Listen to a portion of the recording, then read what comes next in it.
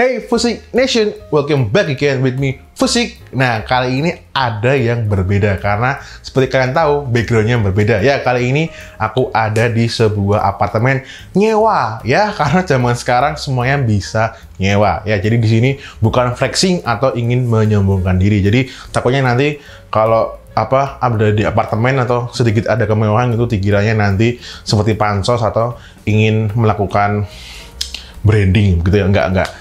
Jadi aku kasih tahu di depan aja. Nah, di video kali ini aku akan ngebahas tentang metode. Metode apa? Metode beriklan menggunakan Facebook sama Instagram Ads. Lebih tepatnya metode yang digunakan sama Kohalbert Leonardo. Kalau kalian yang tahu, ya pasti banyak yang tahu ya. Sama Mas Casrudi. Nah, Mas Casrudi ini adalah dulunya CEO dari PT Yosugi Media, punyanya Mas Yoyo. Begitu. Metodenya kayak apa? Kita akan bahas. Tahu sebelumnya intronya mau lewat dulu.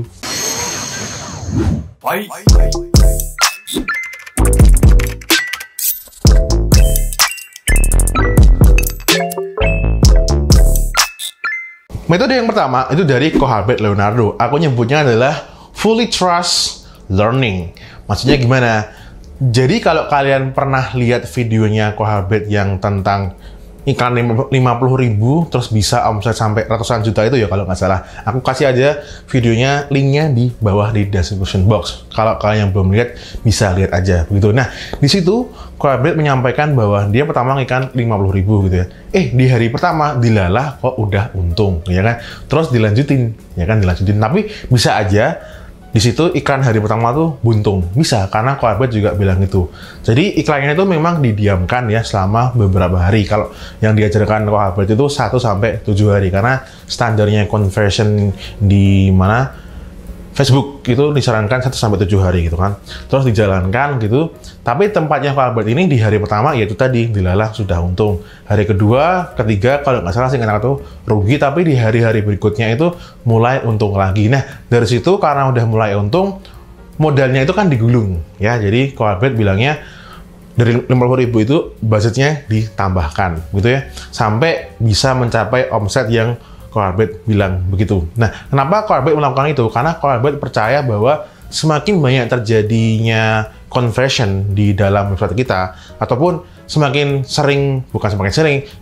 kita gimana ya, lama kita membiarkan iklan itu berjalan, maka si iklan itu melalui pixel, dia akan belajar audiens seperti apa yang ingin kita tuju, yang cocok dengan penawaran kita gitu ya. Jadi Kohalbert sangat percaya dengan proses itu, jadi dia didiamkan aja gitu sampai di ratusan juta. Nah, ngomongin tadi ya, naikin budget itu memang ada konsekuensinya. Ketika ad set ataupun di bagian level campaign kalau pakai CPO, ketika budgetnya kamu naikin, ya tentu pasti dia akan learning lagi. Apalagi kalau naikinnya rasionya itu sangat barbar, mungkin dari 50.000 terus tiba-tiba jadi 1 juta. Wah, itu barbar banget gitu. Jadi memang kalau dari Facebook, seingat aku ya, yang pernah aku baca itu memang sebaiknya ditingkatin per 25%. Itu pun nanti akan kena dampaknya apa? Bisa larinya jauh lebih kencang lagi, ataupun nanti larinya malah jadi lembek ya, karena kan learning gitu kan. Nah, itu kemungkinannya malah jadi itu tadi, bisa lari lebih kencang atau lembek gitu. Nah, kalau aku memang tidak suka dengan metode menaikkan budget, tapi kalau kalian memang mau mencoba ya silakan, ini dicoba aja. Nah, itu adalah metode pertama yang digunakan oleh Kohalbert. Jadi dia beneran percaya banget sama si learningnya si Facebook itu. Jadi dia dibiarkan aja, dan itu memang terbukti. Kohalbert share di YouTube-nya, dan itu dia bisa menghasilkan sampai ratusan juta. Jadi silakan aja kalau kepengen mempelajari di videonya. Kalau yang belum pernah lihat, silakan di link description di bawah. Terus metode yang kedua adalah kill to win. Nah, kill to win ini metodenya dari Mas Casrudi ya. Jadi mungkin aku lebih enaknya ngomongnya beliau aja ya. Tapi ya dia memang seringnya dipanggil Mas Casrudi sih, nggak apa-apa. Agak familiar aja. Jadi setahun yang lalu aku kan mengikuti Digital Marketing Camp yang diselenggarakan oleh Business Hack, dan di situ juga ada Mas Yoyo ya, karena sebagai ikon digital marketingnya.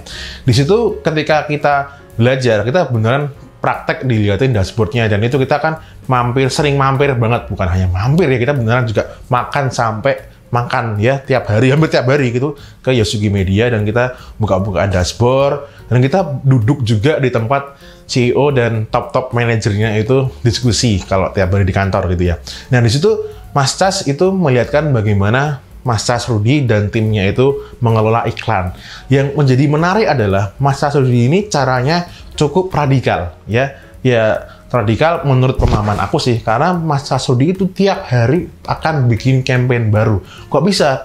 Jadi, katakanlah nih, hari pertama gitu kan, dia akan bikin 10 campaign. 10 campaign dengan kategori interest yang berbeda-beda. Katakanlah masih tes interest gitu ya. Nah, di campaign-campaign ini sudah dipasang rules. Rules yang mengacu kepada KPI atau Key Performance Indicator gitu ya. Intinya, di dalam bisnis itu pasti ada pakem-pakemnya. Kalau ini jelek, itu jeleknya berdasarkan apa yang sudah dirumuskan. Begitulah intinya. Nah, kalau di sini KPI untuk iklan, gitu kan. Nah, nantinya kalau ada campaign ataupun ad set yang dia itu memang memenuhi kriteria yang sudah diatur di dalam rules-nya, maka nanti campaign tersebut ataupun ad set-nya akan naik budgetnya. Berapa persen aku lupa, pokoknya intinya dia akan naik begitu. Ketika ada result lagi dan itu memenuhi KPI, dia akan naik lagi dan naik lagi gitu. Terus apa yang terjadi terhadap campaign ataupun ad set yang dia tidak memenuhi KPI? Akan mati. Ya, jadi karena akan mati dan itu banyak sekali yang mati tiap hari. Maka oleh karena itu Mas Cas tiap hari dia akan bikin campaign baru. Yang mati tadi dihidupkan lagi, bikin campaign baru lagi karena memang nggak sesuai rules dan bakal mati lagi. Karena apa? Ya kena rules itu. Begitu. Jadi tiap hari memang pekerjaannya seperti itu. Tetapi leads yang didapatkan tetap nyampe di WhatsApp.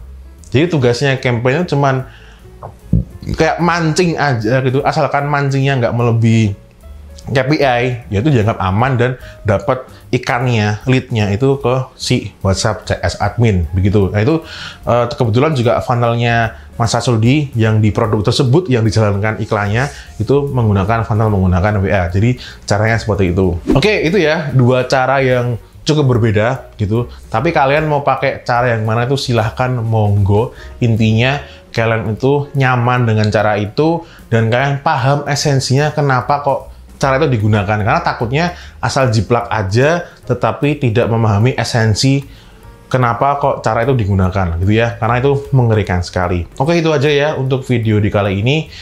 Dan kalau merasa bermanfaat silahkan di like aja. Kalau merasa nggak bermanfaat ya silahkan di dislike. Sakarepmu lah gitu. Oke.